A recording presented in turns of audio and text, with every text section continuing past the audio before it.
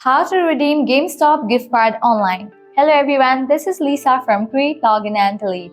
Now let's get started. Launch your preferred browser. Here we go.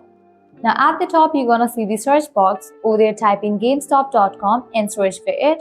With that you will be directed to the official website of GameStop. Now you have to log into your account. Provide your GameStop account's credentials and log into your account. Once logged in, you will land to the menu page. Now over here, you're going to find different items. Select the item that you want to purchase. Just click on it.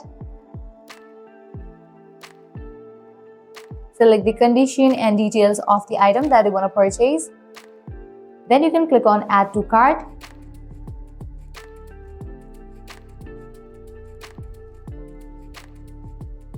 Once you add the item to the cart, you will land to this page.